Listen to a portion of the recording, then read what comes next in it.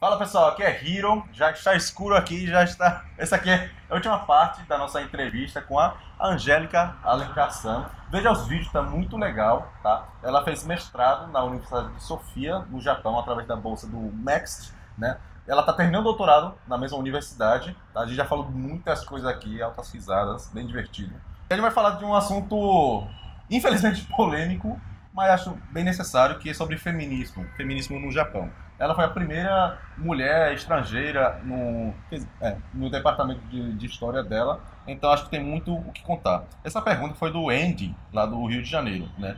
E ele fala que o feminismo é uma corrente do Ocidente, aí foi pro Japão. Como é que realmente é isso aí no Japão? Tu sentiu alguma dificuldade sendo mulher no teu departamento, na faculdade, nas vizinhanças do japonês? Sendo mulher, especificamente, só em um ou dois casos que eu vou, mas como estrangeira. Então, assim, acho que piora um pouquinho você ser mulher estrangeira, porque como estrangeira você já sofre. Acho que com um homem seria mais fácil, mas Entendi. por ser mulher você já tem essa barreira. Até porque meu orientador é homem e é padre. Então, assim, a distância é ainda maior. Uhum. E era a primeira orientanda estrangeira dele, então ele ficou super receoso no início, mas aí Entendi. a gente conseguiu os dois uma adaptação bacana pra fazer com que essa relação durasse aqui 9 anos agora, né? Nossa, 9. fantástico. Esses dois casos, um deles me chocou um pouquinho,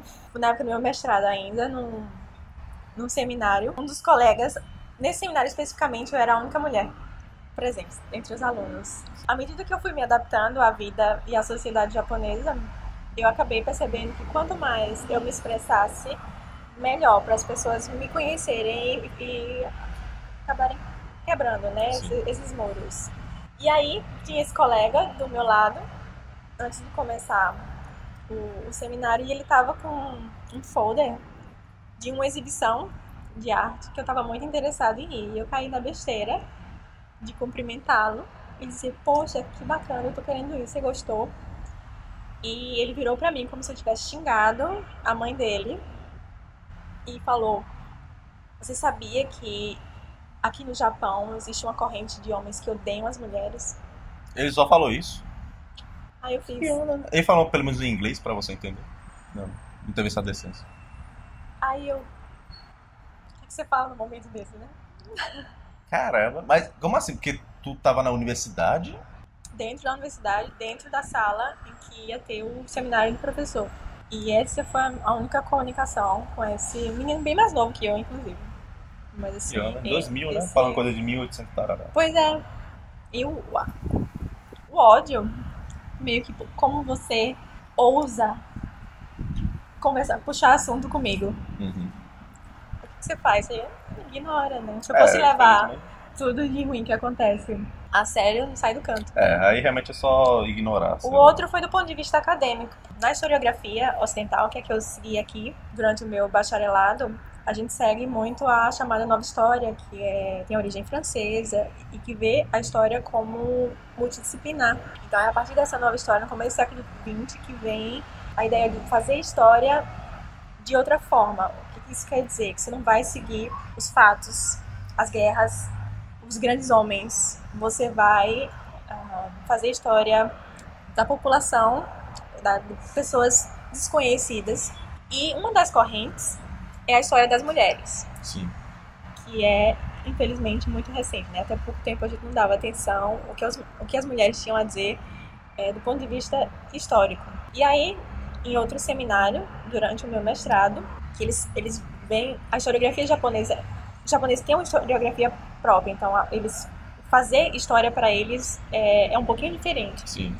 Então eles vão estudar como o Ocidente, generalizando bem, como o Ocidente faz história no mestrado, no doutorado. Então a gente estava tendo uma discussão de um livro de um autor chamado Peter Burke, que trabalha com essa questão da nova história. Estávamos discutindo um texto sobre a história das mulheres. Entendi. E eu lembro que o professor da disciplina chegou, colocou o livro em cima da mesa. Certo, hoje vamos discutir basicamente uma das coisas mais inúteis. E eu quero que vocês me digam por quê história das mulheres. O que é que elas têm a dizer como seres humanos, basicamente. E não foi no sentido de vamos causar polêmica e debate, né? Ver a galera se matando aqui. Às vezes é uma estratégia, né? Exato. Não era.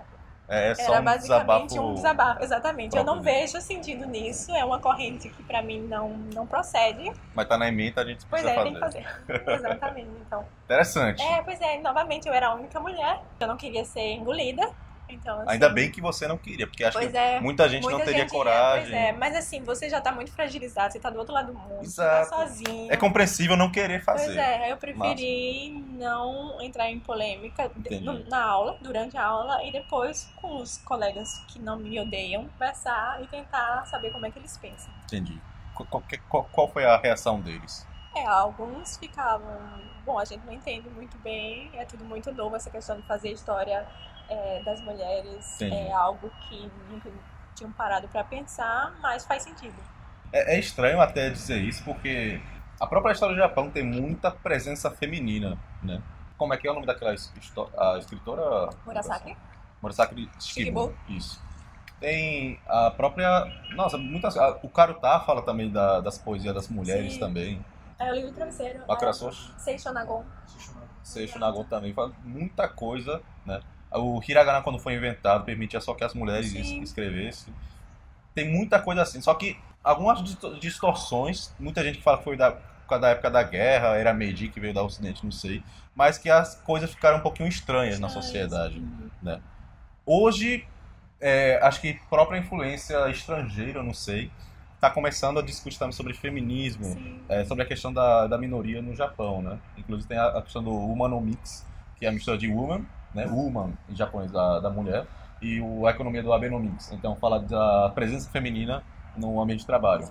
Aí teve aquela polêmica da deputada japonesa que foi aumentar o filho. Aí teve toda a discussão, não sei o quê. Como é que tu enxerga a própria sociedade japonesa, a vivência japonesa em questão à mulher? É confortável, desconfortável? É discutível? É discutível, é uma palavra complicada. Porque tem muitas coisas que eles nem percebem, sabe? Sim. Quando você nunca parou pra pensar, então você não questiona. Entendo. Mas isso mais com as gerações mais velhas, como é a geração com a qual eu me identifico. Eu já cheguei a conversar, já cheguei a escutar coisas que me assustaram. Um dos casos de uma professora, uma acadêmica, pesquisadora de uma outra universidade, casou, engravidou e foi convidada a se retirar. Ela é pesquisadora da área de biologia, inclusive, ou seja, ela estava sentada pesquisando, a barriga não ia atrapalhar absolutamente nada. Ela foi convidada a se afastar do cargo de professora.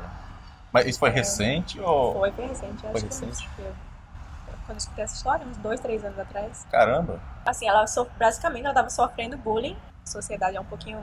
Tinha um grande amigo meu que faleceu 3 anos atrás, que me ajudou nesse processo dessa empreitada mesmo, na cultura japonesa, que ele falava, é uma sociedade que tem PhD em bullying, né? Que eles têm todos os... Isso daí aprender de criança. Pois é, exatamente.